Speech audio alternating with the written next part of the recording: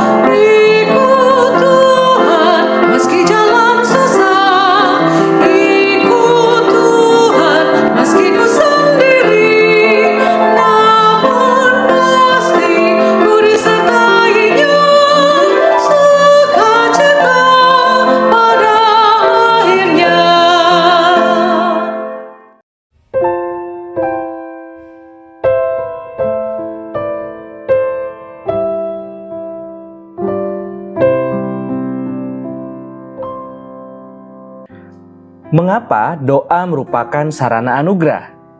Ini sebuah pertanyaan yang menarik, sebab Katekismus Kecil Westminster hanya mengatakan bahwa doa merupakan sarana anugerah. Sarana-sarana lahiriah dan biasa yang melaluinya Kristus menyampaikan kepada kita manfaat-manfaat penebusan adalah ketetapan-ketetapannya, secara khusus firman, sakramen, dan doa. Semuanya dibuat efektif bagi orang pilihan demi keselamatannya. Namun, mengapa? Untuk memberi jawaban yang tepat bagi pertanyaan ini, kita harus memahami apa artinya sarana anugerah. Para teolog mendefinisikan media gratia atau sarana anugerah sebagai saluran yang melaluinya Allah mengerjakan anugerahnya ke dalam hati kita. Seperti pipa yang menyalurkan air dari penampungan lokal ke keran di rumah Anda. Allah melimpahkan berkat untuk keselamatan kita menggunakan sarana-sarana lahiriah dan biasa. Sebagaimana dikatakan oleh Katekismus. Mungkin kita melihat cara Allah memakai sarana itu paling jelas dan menolong menjawab pertanyaan kita dengan mengamati dua sarana pertama yang disebutkan oleh Katekismus tersebut, yaitu firman Allah dan sakramen.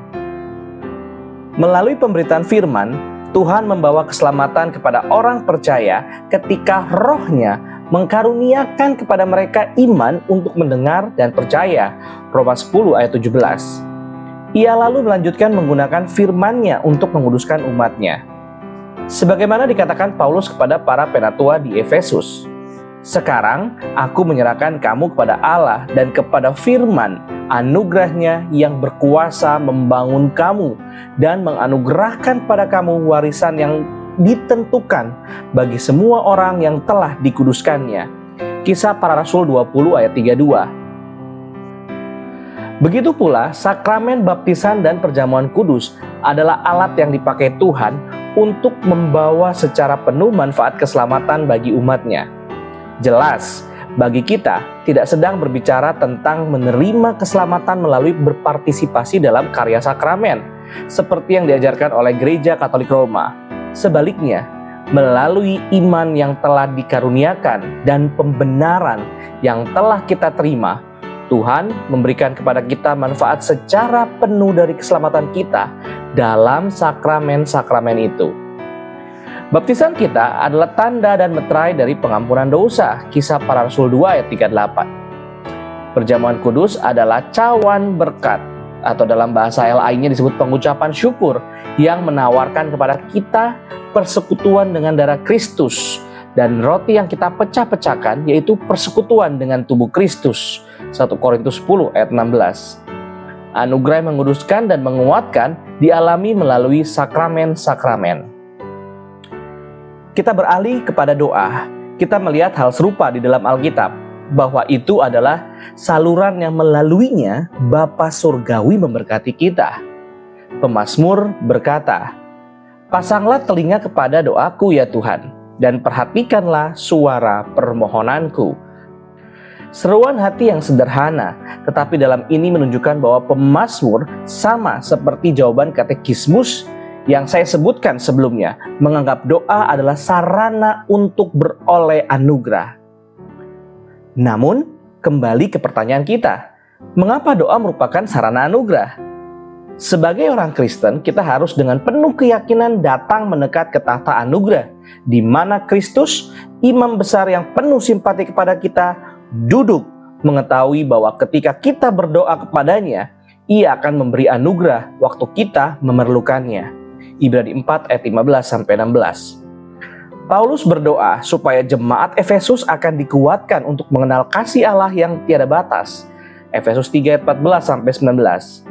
Berdoa menyebabkan orang-orang kudus bertumbuh menjadi sebuah komunitas rohani. Kisah Para Rasul 2 ayat 42.